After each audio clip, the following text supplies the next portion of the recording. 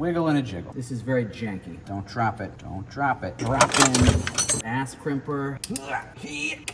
The fuck I knew was gonna fucking happen. I will suffer commensurate with my lies. Today we're gonna replace the battery in a 1991 Nissan Figaro with an American car battery with SAE posts. Why do this? Well, I tried to find a battery and I couldn't even find a motorcycle battery that would fit, and I didn't want to import a battery from the UK or Japan or anywhere else, so I figured find a battery that fits, which is a Type 51R, and now if I need to replace the battery, I can just go and get a regular one at a regular price.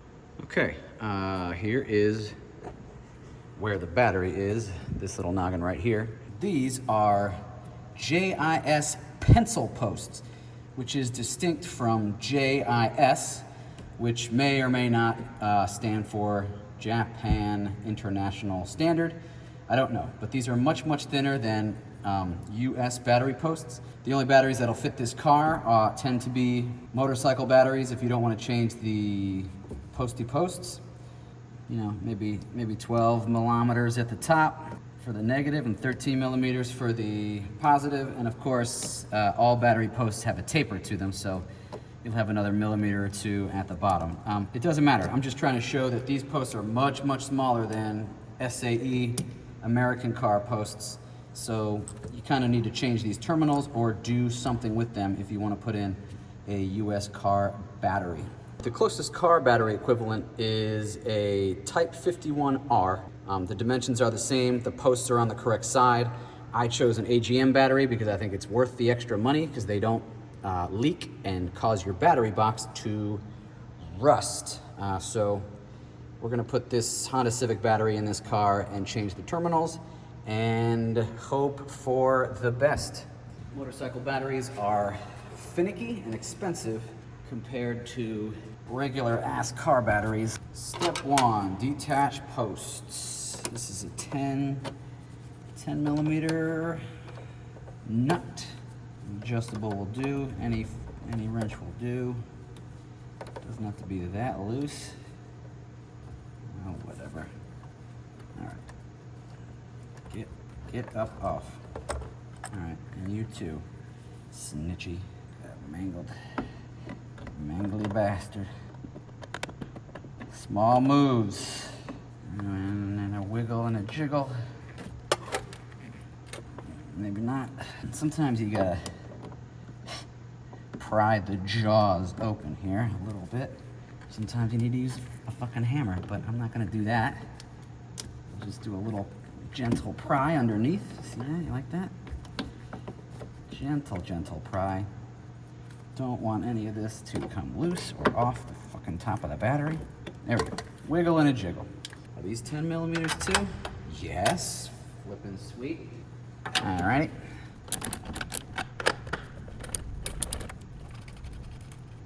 Don't drop it. You're gonna drop it. Don't drop it. You're gonna drop it. Got it. Oh, precariously perched inside the engine bay. Still.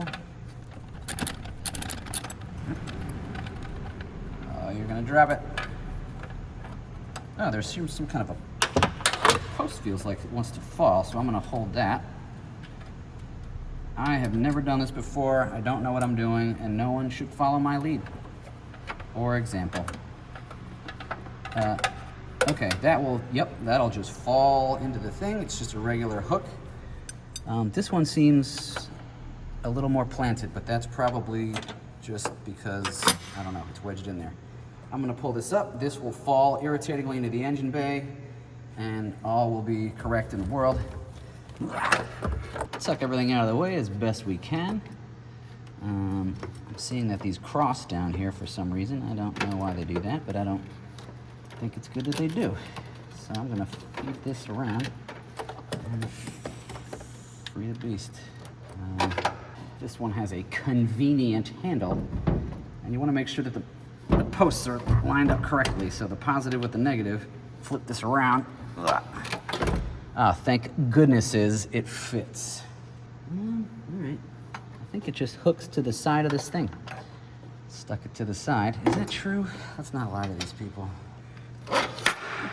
The hooky thing, oh boy. The hooky thing, tricky to see, but it is, you see that hole? We're gonna find it. We're gonna show you the hole. There's the hole. It's in the painted bodywork, and you hook it into this thing. And then, let me zoom the fuck out. So it's down here, but it's in the bodywork. That's where that thing hooks in. What a pain in my ass everything is, always. And it's probably my fault.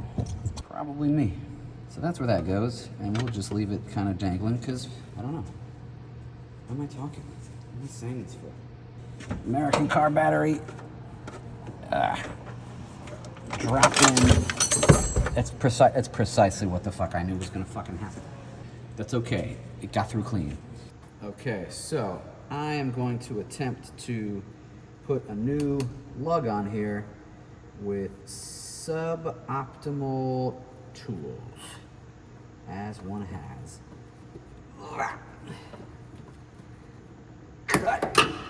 Perfect. All right, I need a little more, just a little more off of the insulation. Do that action. Nibble, nibble, nibble. Come off. There we go. Okay. I could have sworn this was a little 10 gauge wire when I pulled it off, but it looks like it is not. So I only have the capability of crimping about 10 gauge. So I am going to get rid of some threads here. The reason you don't want to do this is because it reduces the gauge of the wire, which means that it's harder to move the juice down, but this is in the last few millimeters of the wire, and I promise that it will not have an effect on the starting ability of the car. And if I'm wrong, I will suffer, commensurate with my lies. This is very janky. The correct thing to do is to get a proper lug and a tool that can crimp 8 4-gauge wires.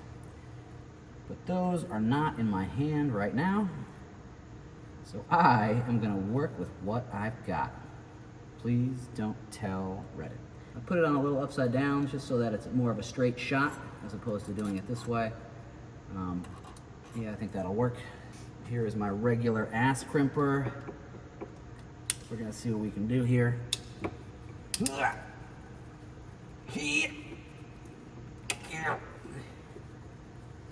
All right. All right. It is firmly crimped, and the shrink wrap will hide our sins. Won't it? Will it? I think it'll hide some of our sins.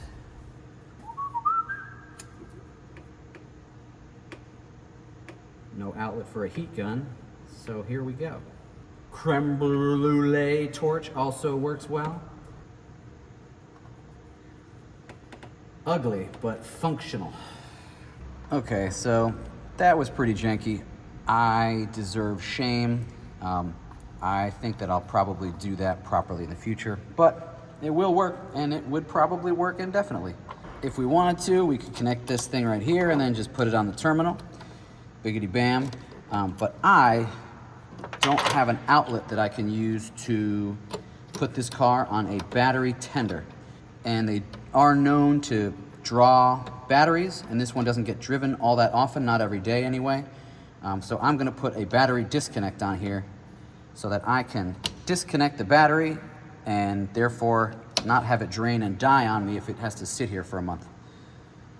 If it will reach. And I don't know that it will anymore. It will. It will.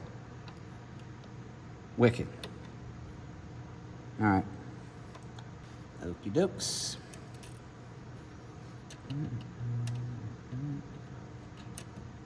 It doesn't matter what the ground metal touches, because the whole chassis is grounded. You would not want to be this close to everything if this was the positive side. But it's not the positive side, so we are good. Oh yeah, my battery disconnect thing came with some cool felt. And I like labels, so I'm gonna put that stupid thing on there and smile about it. All right. This is a 1/2 inch. Most American stuff is. You don't need to kill it. Just snuggle it on in there. This one's 9/16, it looks like. I need 2 9/16, and I didn't bring 2, so we're gonna use our trusty adjustable wrench to snuggle this down. I'm looking at the felt, and I'm starting to hate it. I hate it. All right, so this sucker is tightened down. This sucker is not tightened down.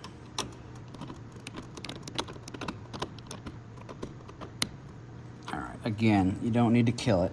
It just needs to be interesting. There's some fucking internal play in this piece of shit that I bought from wherever the fuck. That's beautiful. All right, I'm gonna disconnect it so that I don't create any sparks by going like that. We can work on the positive side. Always work on the positive side. You always want to work on your positive side. No sparks? Okay. Let's see how big that is. About a 1/2 inch. I wonder if this is original OEM's equipments. Old and busted. New hotness. Note that positive and negative posts are different diameters, slightly different. They do that on purpose. That is lovely and straightforward. Delightful. 1/2 inchity inch. Just kind of hold her in place. Don't have to destroy anything. Just get it tight. Good and tight. Oh, cool. And I can even use the busted OEM sleeve rubber thingamawop. I don't even know if it's OEM. I think I bought this car new in Japan in 1991. No. Clearly an import. Lovely little fucker, though, I must say. No better a picnic in Malibu. Possibly a Manx with a radial airplane engine, but that's gonna be another 0 on top of there. All right, there we go. Motherfucker. Yeah, I don't like the felt. There we go. Time for the victory lap or test drive or embarrassing no start condition. All right, and now we can see the ways that I have embarrassed myself in terms of results. Oh, it's dead. It is a dead car. That's dead. Okay, take 2, key in. Oh!